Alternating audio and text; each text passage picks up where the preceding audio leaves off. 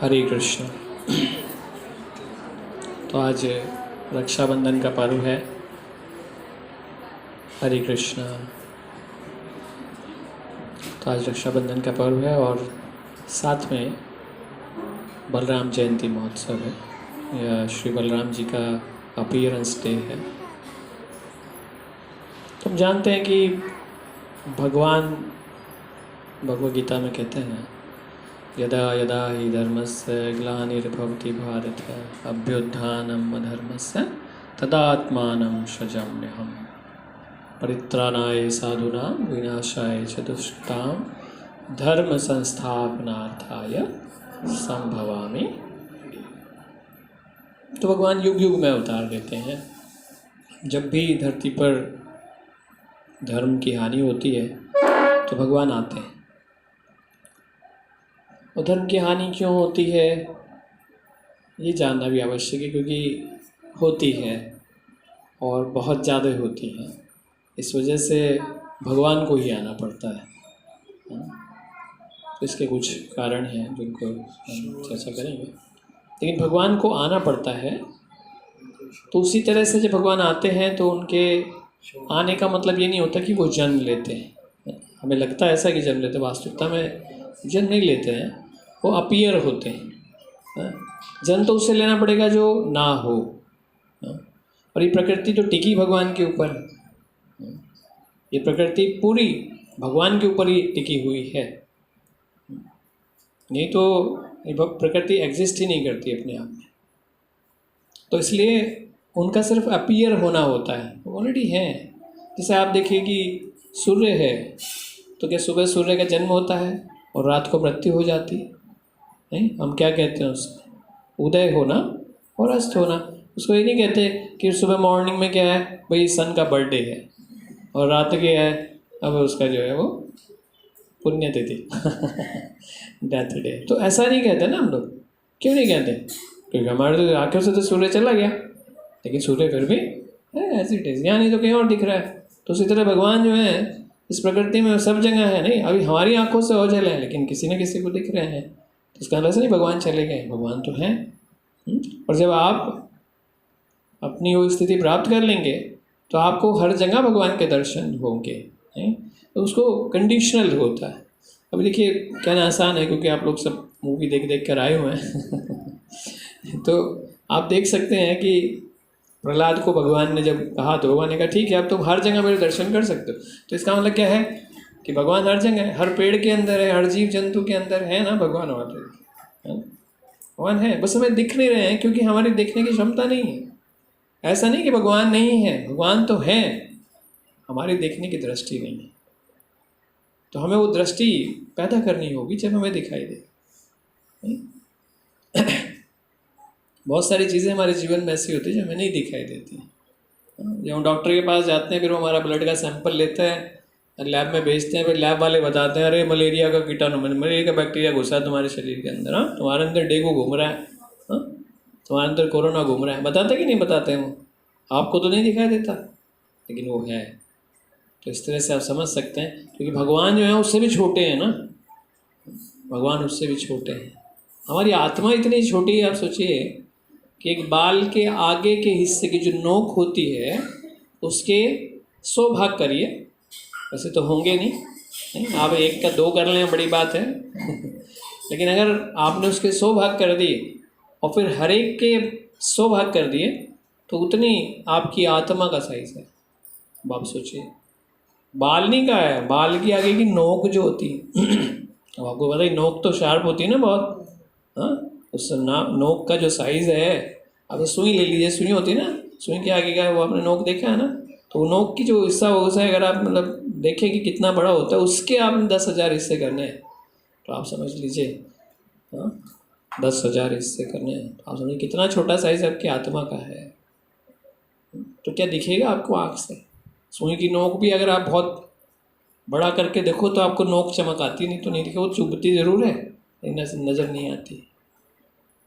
तो आप समझ सकते हैं कि आत्मा का साइज कितना छोटा है। तो हम अपने आप को वास्तविकता में देख नहीं सकते। नहीं, आप शीशे के सामने खड़े हो गए तो शीशे में क्या दिखाएगा? शरीर दिखेगा, आत्मा के दर्शन नहीं होंगे। तो जब हम रियलाइज़ कर जाते हैं, जब हम रियलाइज़ कर जाते हैं कि हमारा आत्मा स्वरूप क्या है, तो हम जो हैं तब अपने आप को देख पाएंगे, तो उसके बाद परमात्मा को देख पाएंगे। क्योंकि वो आत्मा जो दिखने लगेगी ना, अपनी आत्मा महसूस होने लगी तो परमात्मा महसूस होने लगेंगे, उससे पहले नहीं। ठीक है ना? तो इसलिए हम भगवान के होते हुए उन्हें देख नहीं पाते। लेकिन ऐसा नहीं कि भगवान नहीं है, भगवान तो हर जगह विद्यमान है, बस हमारी दृष्टि नहीं है। जिस दिन वो शास्त्र चक्षु कह सकते हैं या ज्ञान चक्षु कह सकते हैं, जिस दिन वो खुल गए, जिस दिन आपको रियलाइजेशन हो गया, आभास हो गया, उस दिन आप हर जगह भगवान को देख सकते हैं। तो फिर आपको कुछ और देखने की इच्छा नहीं रह जाएगी, क्योंकि भगवान जो है वो अपने आप में इतने पूर्ण है कि कोई अगर एक बार देख ले नहीं, तो फिर और कुछ देखने के लिए अच्छा उसको लगेगा ही नहीं जीवन के अंदर। ये ऐसा दिव्य अनुभव है कि जिसने ले लिया वो भूल नहीं सकता, और जिसे पता नहीं है उसे बताया नहीं जा सकता।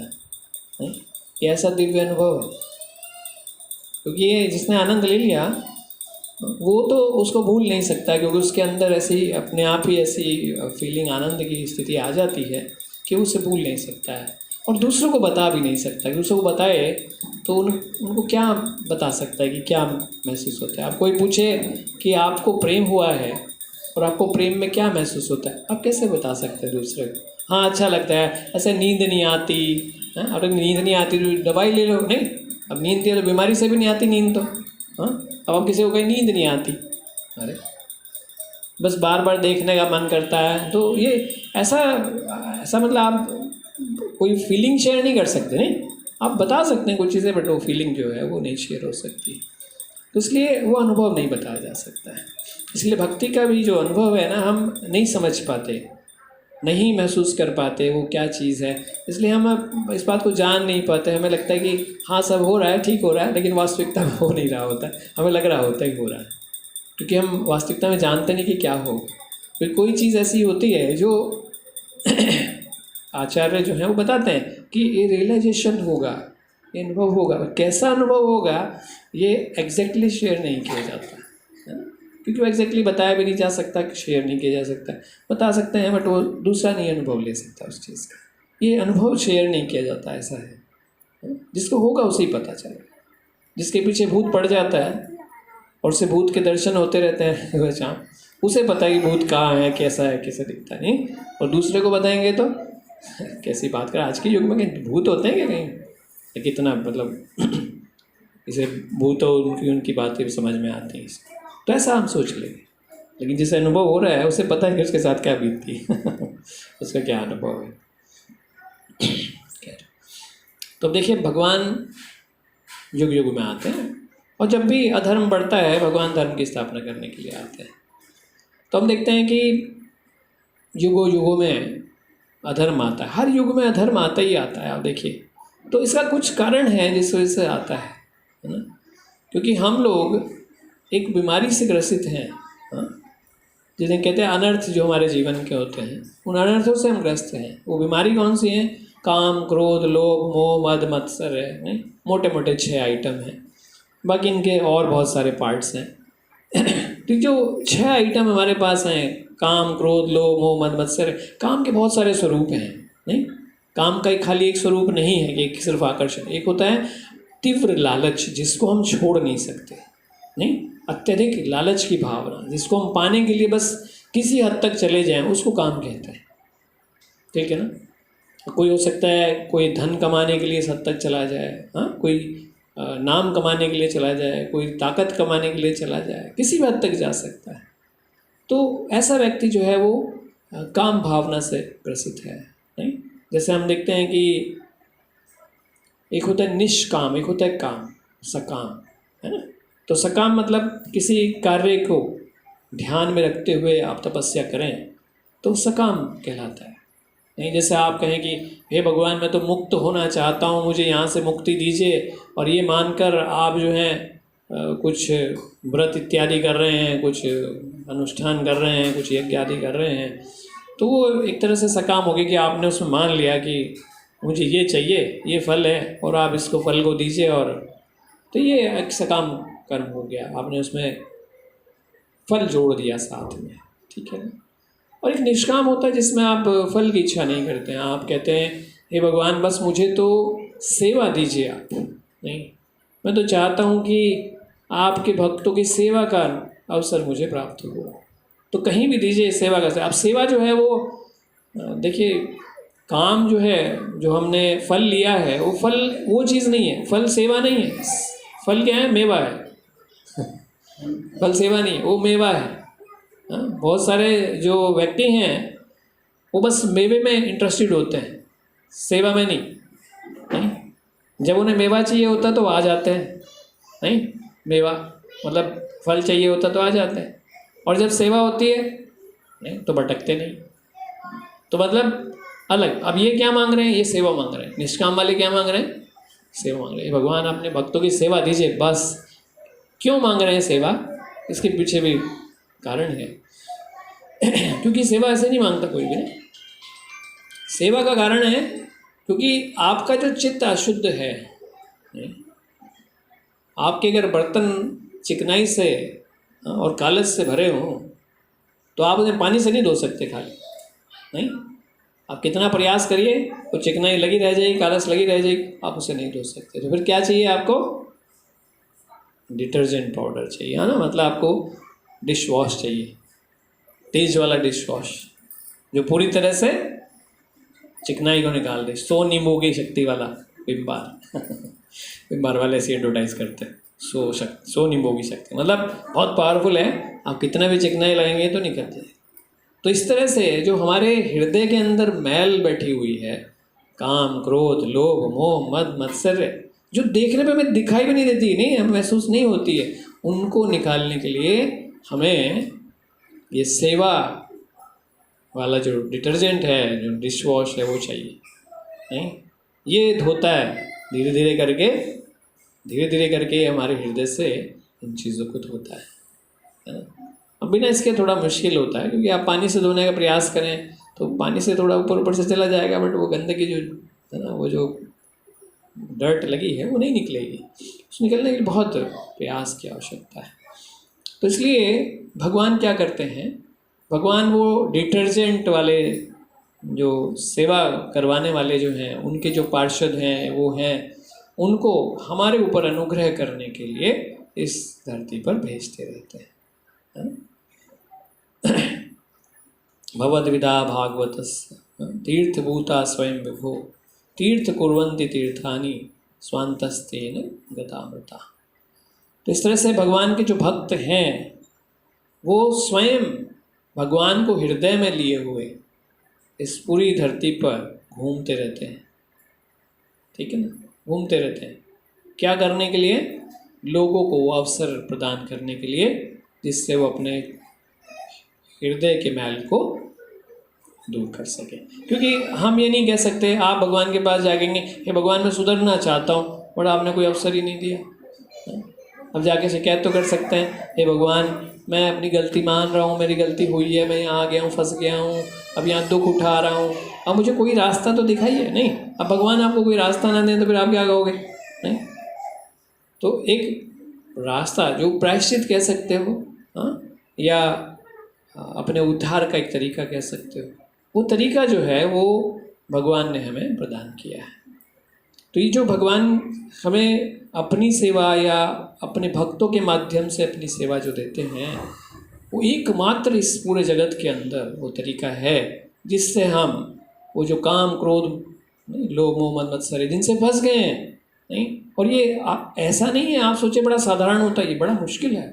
आप देखिए जो सट्टा खेलते हैं ना, नहीं, ये जुआ खेलते हैं, आप उसको देखिए, एक बार अगर वो हार जाए ना, हार ही जाता है, क्योंकि माया जो है वो हराने के लिए खेलती माया फंसाने के लिए खेलती है। आप सोचिए कि इस जगत में कोई भी अगर गैम्बलिंग कर रहा है ना, तो वो अपने ऊपर ही माया के प्रभाव में है और कुछ नहीं।